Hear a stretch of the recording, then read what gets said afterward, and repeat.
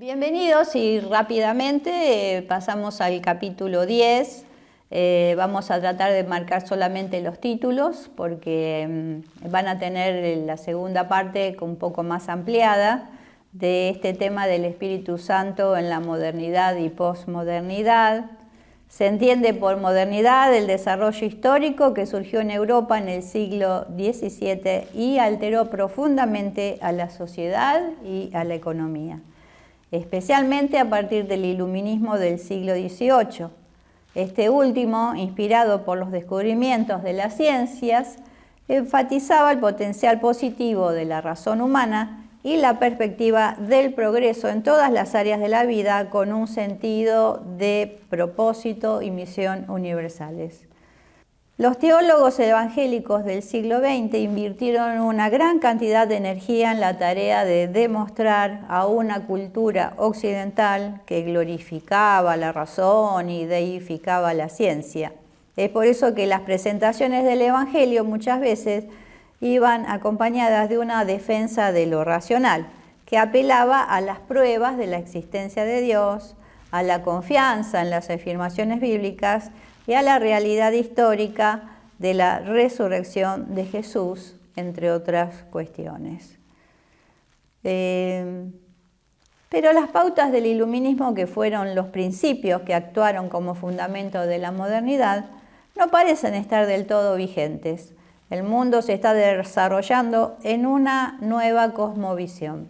La posmodernidad, entonces, se da por sentada en cuanto a la edad de informática, de comunicaciones masivas y veloces y la realidad de la globalización. ¿Cómo fue este movimiento? El movimiento se dio dentro del catolicismo romano y también en el protestantismo evangélico. Tenemos a George Fox y los cuáqueros, tenemos el movimiento del pietismo, tenemos el movimiento de Wesley y el metodismo, de Juan Fletcher, que fue el primero en denominar a la experiencia con el Espíritu como el bautismo en el Espíritu Santo. Luego, históricamente, tenemos el tiempo del Gran Avivamiento, con un despertar en las colonias norteamericanas a mediados del siglo XVIII y otros avivamientos a fines del siglo XVIII, con casos de hablar en lenguas, con señales, con visiones, con profecía, todo esto en cuanto a movimientos en el siglo XIX. Luego podemos hablar de los movimientos de santidad dentro del cristianismo protestante, un tercer avivamiento que fue en el 1875-1915 con los evangelistas conocidos como fue Moody, Torrey o Billy Sunday. Este reavivamiento estuvo acompañado con fuerte énfasis en cultos de sanidad y en el movimiento de santidad. Hubo un avivamiento en Gales, con manifestaciones inusuales, también acompañaron la predicación de Evan Roberts, el líder del movimiento.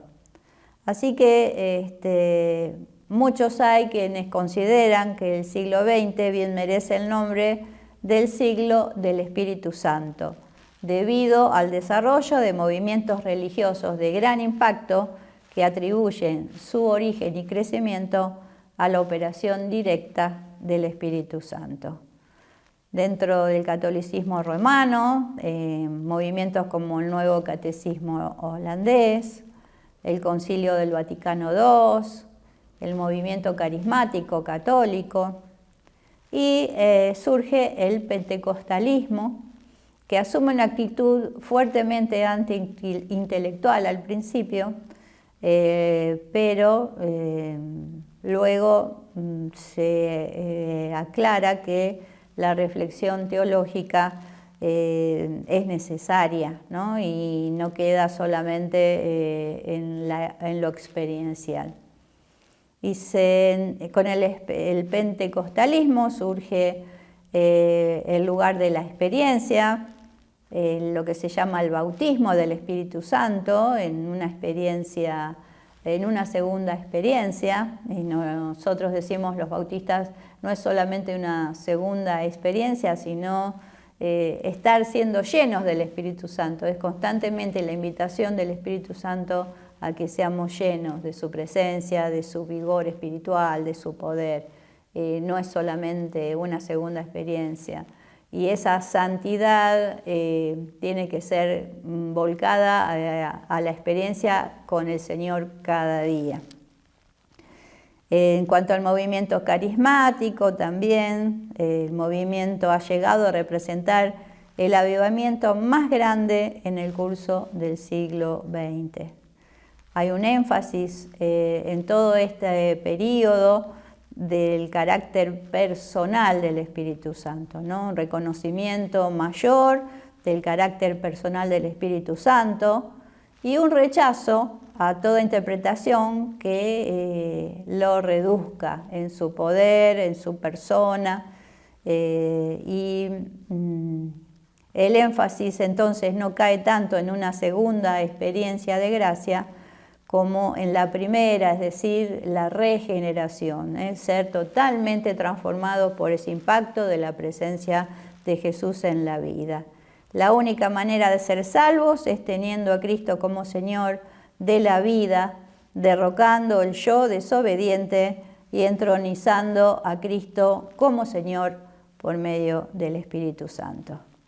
Se vuelve a la fuente, a la palabra, con un mayor vocabulario bíblico, se hace más énfasis en la gracia que en los méritos personales. Son todas las doctrinas que en relación al Espíritu Santo que fueron fortaleciendo la persona y la obra dentro de ese avivamiento personal y comunitario de lo que es la Iglesia. Así que les animo entonces a que puedan seguir indagando en lo que es el Espíritu Santo, en la posmodernidad, en los tiempos también que vivimos y con toda este caudal de cuanto más sabemos, más adquirimos esa admiración de lo que Dios es, de la obra de Cristo y de esa presencia maravillosa del Espíritu